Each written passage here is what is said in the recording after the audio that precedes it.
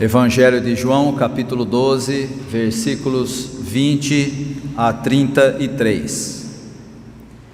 Entre o povo que tinha ido para Jerusalém para tomar parte na festa, estavam alguns não-judeus. Eles foram falar com Filipe, que era da cidade de Betsaida, na Galileia, e pediram: Senhor, queremos ver Jesus. Filipe foi dizer isso a André, e os dois foram falar com Jesus. Então ele respondeu: chegou a hora de ser revelada a natureza divina do Filho do Homem. Eu afirmo a vocês que isto é verdade. Se um grão de trigo não for jogado na terra e não morrer, ele continuará a ser apenas um grão, mas se morrer, dará muito trigo. Quem ama a sua vida não terá a vida verdadeira, mas quem não se apega à sua vida neste mundo, ganhará para sempre a vida verdadeira. Quem quiser me servir, siga-me, e onde eu estiver, ali também estará o meu servo. E o meu Pai honrará todos os que me servem. Jesus continuou: agora estou sentindo uma grande aflição. O que é que eu vou dizer? Será que vou dizer: Pai, livra-me desta hora de sofrimento? Não, pois foi para passar por esta hora que eu vim. Pai, revela a tua presença gloriosa. Então do céu veio uma voz que dizia: eu já a revelei e a revelarei de novo. A multidão que estava ali ouviu a voz e dizia que era um trovão. Outros afirmavam que um anjo tinha falado com Jesus, mas ele disse: não foi por minha causa que veio esta voz, mas por causa de vocês. Chegou a hora de este mundo ser julgado, e aquele que manda nele será expulso. E quando eu for levantado da terra, atrairei todas as pessoas para mim. Ele dizia isso para indicar de que maneira ia morrer.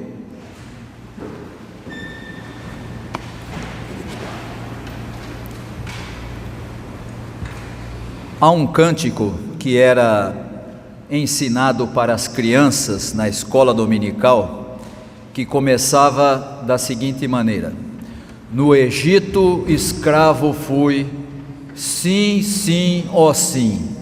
No Egito escravo fui do vil faraó.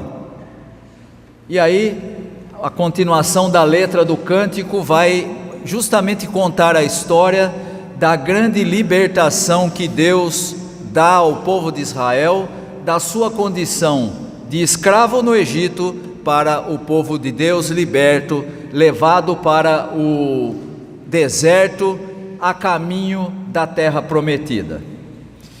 E esse cântico é bastante interessante porque ele nos remete justamente a essa festa que está sendo preparada e que está começando a ser celebrada em Jerusalém, a chamada festa da Páscoa. A Páscoa era uma festa judaica e, embora celebrasse justamente a saída dos judeus do Egito, passando para a vida no deserto, os irmãos devem se lembrar que há poucos dias aqui nós falamos de um texto em que Israel já estava no deserto e eles começaram a reclamar com Deus porque Deus tinha dado a eles o maná. Tinham saído do Egito, mas o Egito não tinha saído deles, e eles então começam a reclamar. E a Páscoa tinha essa característica de fazer uma rememorização, uma celebração da passagem do anjo pelo Egito e a libertação do povo de Israel da sua condição de escravo para a condição de livre. E agora então nós vamos encontrar nesse texto a informação de que estavam presentes nessa festa não só os judeus, que habitualmente a comemoravam, mas também não judeus. Ou seja, pessoas de outras etnias, pessoas que iam para a festa, mas não eram do povo de Israel. Essa celebração da libertação, portanto, incluía quem não era do povo de Israel. Possivelmente podia ser algum prosélito ou simplesmente um adepto do monoteísmo, né? Ou seja, da ideia de que há um único Deus, e então participava da festa. E o texto nos diz que alguns deles chegaram à festa e queriam ver Jesus, queriam conhecer a Jesus. Não sabemos qual é o motivo, se era por causa de Jesus começar a ficar famoso, por causa dos seus milagres, por causa das curas que tinha feito, ou se é alguma outra coisa, mas eles queriam conhecer a Jesus. E em vez de irem direto a Jesus, procuram os seus discípulos, seus seguidores, e encontram Filipe e André.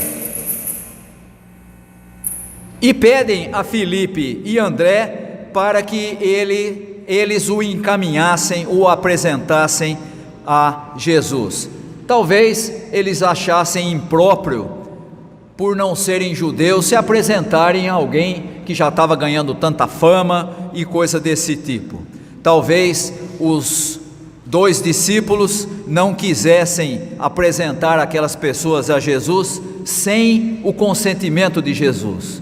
Então eles vão até Jesus e conversam com ele, dizendo que as pessoas queriam conhecê-lo e que eram não judeus.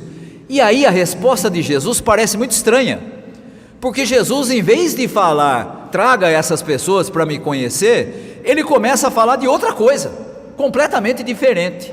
O que Jesus faz é responder reafirmando a sua missão.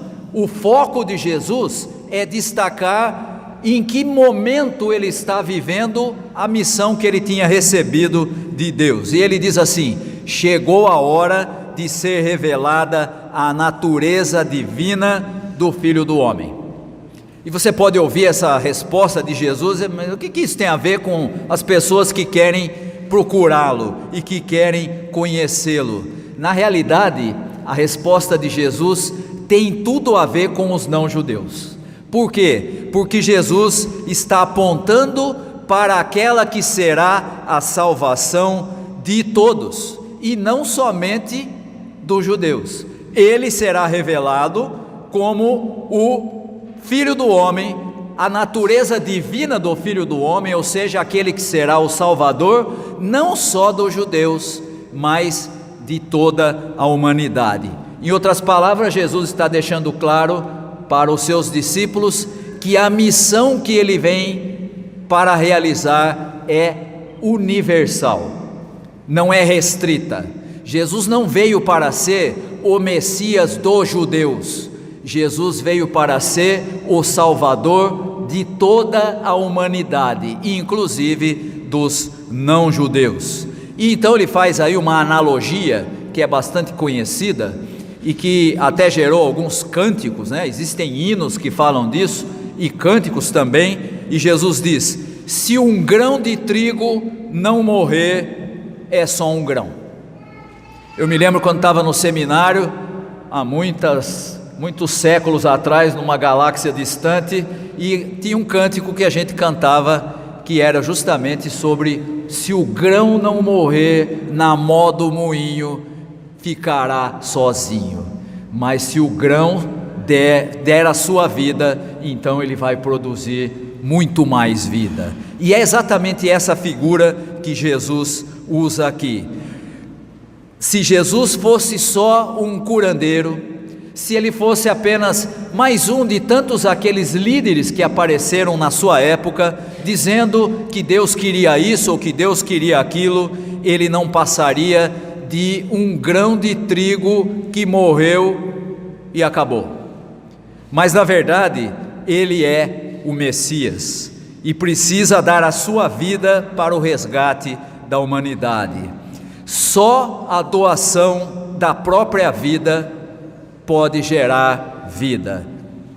Jesus se apresenta aqui como sendo ele o grão de trigo que tem de morrer. E porque Jesus dá a própria vida, é que ele é plenamente livre. E aqui nós temos uma expressão que é muito conhecida também nas igrejas, que é a ideia que nós encontramos na afirmação de Jesus: quem ama a sua vida não terá a vida verdadeira, mas quem não se apega à sua vida neste mundo, este ganhará para sempre a vida verdadeira. O que Jesus está ensinando para os seus seguidores é que nós, aqueles que se comprometem com os valores do reino, precisam entender a própria vida da mesma maneira que ele entendeu. Ou seja, ele não se apega à própria vida, ele dá a sua própria vida em resgate dos outros. Ele sabe que a sua vida está com o tempo contado. Ele sabe que está em direção ao seu sacrifício. É muito diferente do que acontece com os seus seguidores? Não. Todos nós, não importa se somos jovens, se somos adultos, se somos já da famosa terceira idade, todos nós sabemos que temos prazo de validade. A nossa vida, por mais que dure, por mais longa que seja, já está definida. E por isso a orientação de Jesus é essa: não se apegue à sua própria vida, não dê valor demais à sua própria vida, porque ela também vai ter fim. Mas não se preocupe muito com ela, né? A expressão que nós vamos encontrar lá no Sermão da Montanha, que normalmente é usada a expressão a solicitude da vida, né? Não fique nervoso, não fique ansioso com o que você vai comer, com o que você vai vestir, como que as coisas vão acontecer. Não se preocupe com isso. Por quê? Porque você tem um valor muito maior do que outras coisas que Deus também cuida, como as flores, como os pássaros, e Deus cuida deles. Não vai cuidar de você por quem Deus mandou o seu Filho, e Ele deu a sua vida por você? Ele não vai cuidar de você? Não se apegue tanto à sua vida. Ou seja, aqueles que são seguidores de Jesus devem ter o mesmo desapego que Jesus teve, inclusive do medo da morte. Jesus não estava com medo da morte. E quando nós temos medo da morte, nós nos tornamos escravos dela. Por isso que Jesus diz que nós precisamos nos desapegar da própria vida, precisamos ir pelo mesmo caminho de Jesus. Não existe liberdade no medo da morte, apenas quem se desapega da vida é verdadeiramente livre. E por que nós podemos ter essa mesma atitude de Jesus? Porque a nossa vida está garantida pelo próprio sacrifício de Jesus. Não é o que você faz, não é a sua grande fidelidade, não é a sua obediência, não é absolutamente nada que esteja em você, mas é justamente a graça de Deus, a garantia de que você terá vida verdadeira, vida eterna. Por isso você não precisa ficar ansioso com as coisas desta vida. Jesus, nesse texto, deixa claro que sabe que a morte se aproxima, e ele chega a dizer que estava em aflição.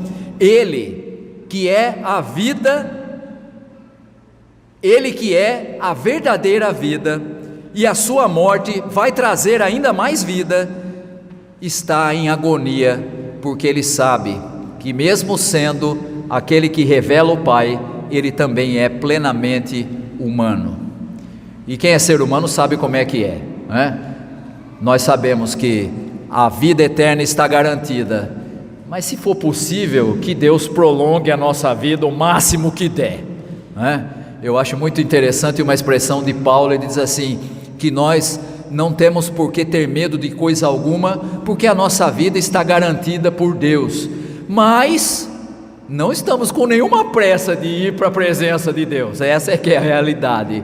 E essa é justamente a expressão que nós encontramos aqui em Jesus, o seu lado humano, dizendo: eu estou aqui em aflição, porque eu sei que vou dar a minha vida, que ela vai gerar ainda mais vida, mas ele é humano, plenamente humano. Vou pedir então, diz o texto, vou pedir ao Pai para me livrar? Não vou pedir ao Pai para me livrar. Ele sabe do sofrimento que virá, sabe da dor que virá, mas Jesus centra a sua atenção na sua missão ao dizer: Pai, revela a tua presença.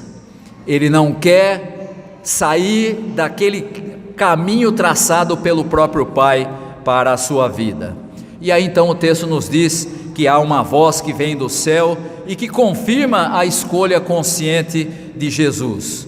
Agora a sua trajetória em direção à morte, não se esqueça que nós estamos justamente no período de preparação para a celebração da morte e ressurreição de Jesus, esse período do nosso calendário litúrgico que aponta para o momento em que Jesus será morto e será ressuscitado pelo Pai.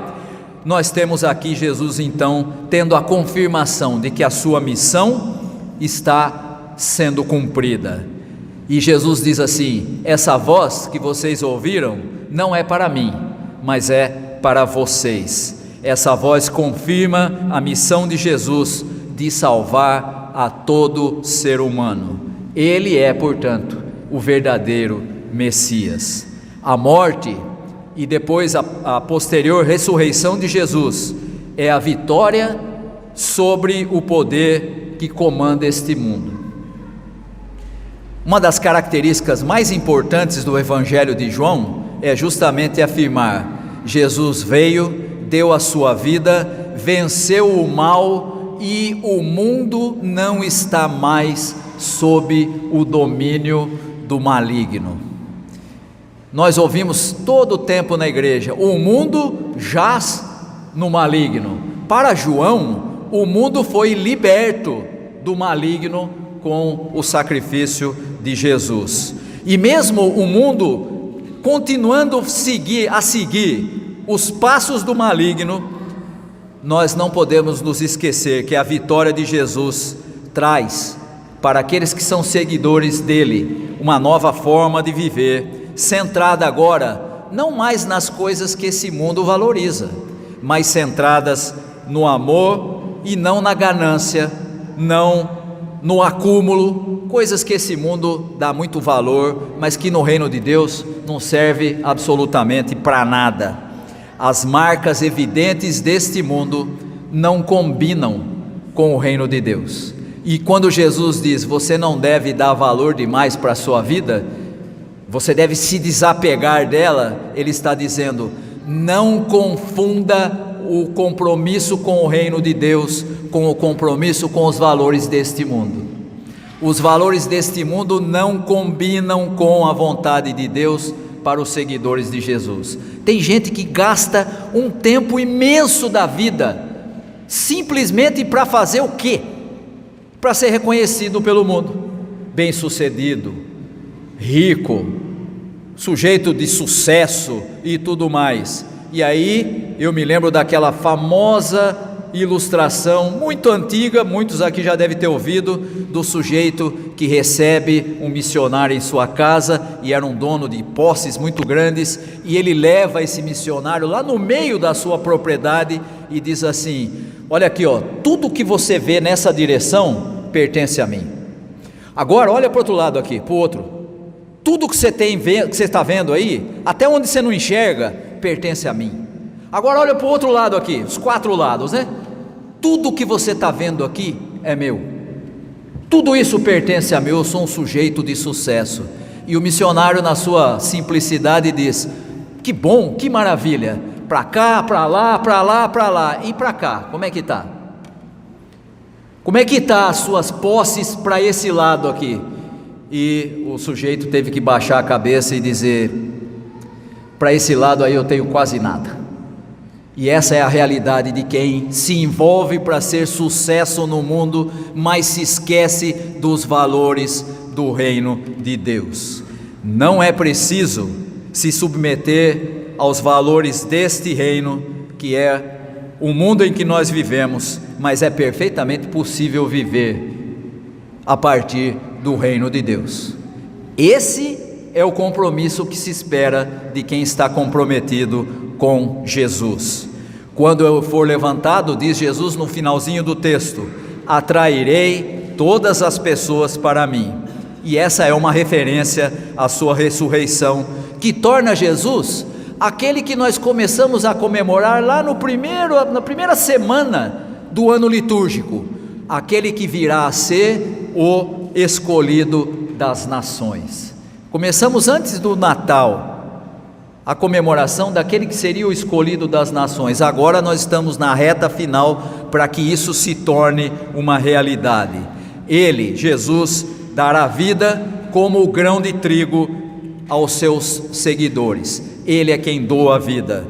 E seremos nós, serão os seus seguidores, que continuarão a sua missão, anunciando e vivendo a partir dos valores do reino de Deus. Que as nossas vidas possam expressar o nosso compromisso com esses valores do reino de Deus. Esqueça o mundo, esqueça os valores do mundo. O mundo continua contrário a Deus. Você não foi chamado para seguir e ser sucesso no mundo, você foi chamado para ser seguidor de Jesus. E por isso, os valores que devem pautar a sua vida são os valores do reino de Deus. Que Deus possa abençoar aos irmãos e às irmãs, e que nós possamos renovar esse compromisso, agora que estamos quase chegando no dia em que celebraremos a vitória de Jesus, o grão de trigo que morreu, mas que foi ressuscitado e que nos dá vida. Que Deus nos abençoe. Amém.